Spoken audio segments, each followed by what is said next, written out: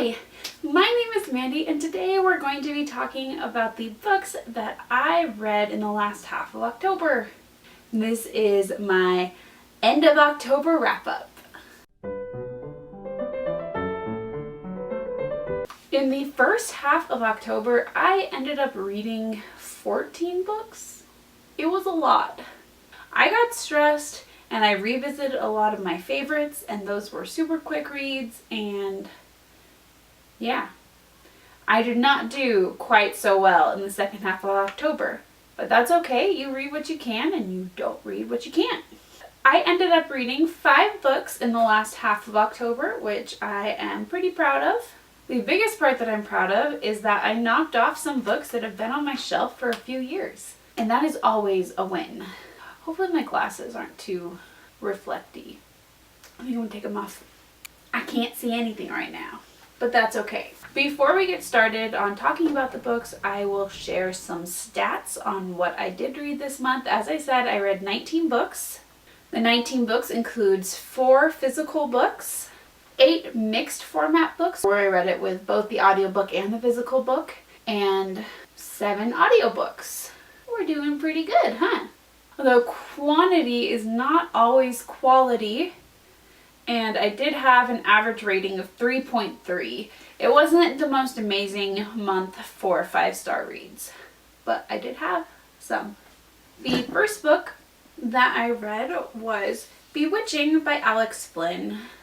Alex Flynn is known for doing modern fairy tale retellings. I mentioned this book in my Wimp's Guide to Fall Reading. I will link that video below. And I hadn't read it in a few years, and I thought that I would pick it up because it's got the witchy vibe without being creepy. So this is a book in the Kendra Chronicles. Kendra is a witch who tries to meddle in the lives of us poor mortals, and it does not always go well. In this book, we get to find more of her voice. She doesn't narrate the entire thing, but we get bits and pieces throughout the book of her narration. And different fairy tale retellings. We get short glimpses of Hansel and Gretel, the Princess and the Pea, and the Little Mermaid. And basically, we get these pieces as Kendra is trying to decide whether or not she should meddle in the life of Emma. And Emma's story is a Cinderella retelling, except Emma is the ugly stepsister. Cinderella in this version is not very nice, and Emma is the nice one, and you get to see her perspective when Cinderella moves in with them, when their dad dies, and when the mom, who knows that Cinderella is not a nice girl, decides to throw back some karma and make her do chores.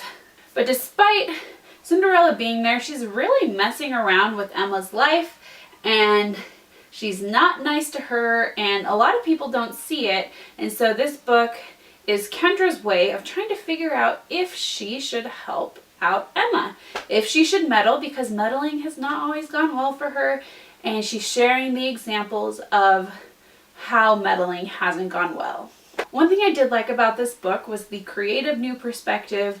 You know, Emma was the ugly stepsister, and we got to see her perspective on everything. And, you know, maybe if you've put yourself in this Cinderella position, maybe it's not always what people would expect. One thing that I realized when rereading this is that there was a lot more drama than I realized. And as an adult, I guess I don't like the drama as much, the high school type drama. I know a lot of YA books, you're basically putting adult characters in teenage situations. I mean, they act more like adults. And so maybe it is on the more realistic side, but it's just maybe not for me in my older age. I rated this book 3 stars. It was okay. And while I did enjoy the perspective, it just didn't hit the mark for a really good read for me. Next up, I read Mirrored by Alex Flynn. This is another book in the Kendra Chronicles. This one is a Snow White retelling. What was interesting about this one is it is dual perspective, but it doesn't go back and forth. The first half of the book, you get the point of view of Violet. Now, Violet has been picked on her entire life. She has one friend, and then he abandons her when he gets attractive. And it tells her story and her perspective, and then we skip forward a few years to Celine's perspective, and Celine ends up being Violet's stepdaughter in the future. And while Celine is beautiful, she feels like it holds her back in life because that's all that people look at. Yeah, I won't spoil too much because we do go so long in Violet's perspective before we get into Celine's perspective. But I guess things I didn't appreciate about this book, once again, it was very dramatic and I just didn't fully believe. I mean, I know it's a fantasy book and I don't fully believe what was happening within the book, I guess. I mean, a lot of these books you have to have a suspension of disbelief, and I couldn't quite have that suspension of disbelief. The one thing I did enjoy, so her love interest actually ends up being one of the, quote, dwarves, because, you know, Snow White and the Seven Dwarves. He is a little person. I think that's the politically correct term. I tried to look it up and that's what I came up with. But I thought that was really fun and unique. I mean, I've never read a book where the love interest was quite so short. But in the end, I did give this one 3 stars. It was just a meh, middle of the road fairy tale retelling. Then I read Their Fractured Light by Amy Kaufman and Megan Spooner. This is a sci-fi book and is the 3rd book in the Starbound trilogy. I read the first 2 books earlier in this month and last month. I won't say much about it because I don't want to spoil it. This one does conclude the trilogy. Who would have thought, the 3rd book? But it really does. It wraps up everything that we've been seeing in the first 2 books. The first 2 books were about 2 separate couples. The 3rd book adds another set of people coming into the storyline, but we do get to see the characters from the first 2 books once again. This one was actually my favorite book out of this series.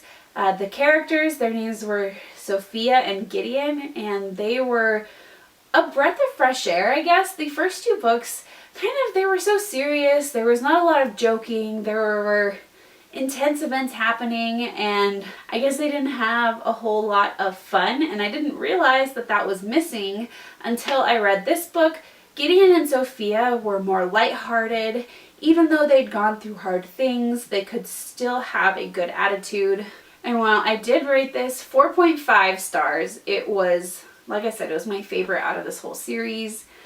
There was a lot of destruction and violence that kept it from being that full 5-star rating.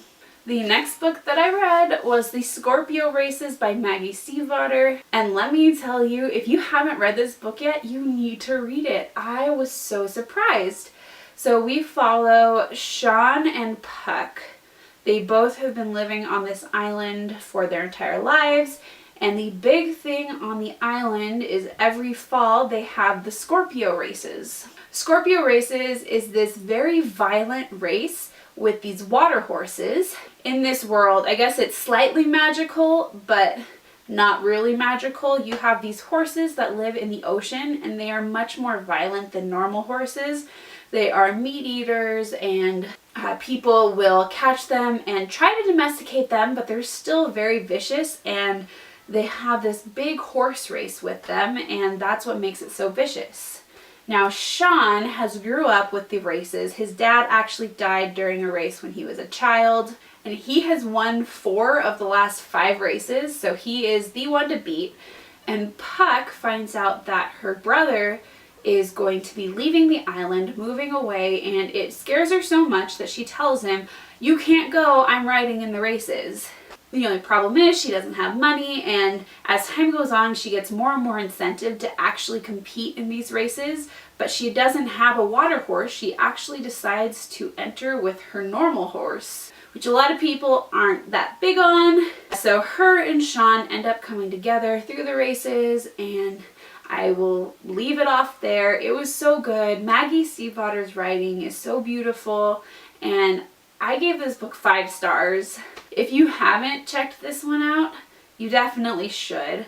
And as I was looking at stuff after reading this, I actually found out that this is Maggie Stiefvater's favorite book that she's written. So that's another incentive to read it. It's a standalone, which makes it really nice. You don't have to go through so many books, and it just had a really fulfilling beginning, middle, and end.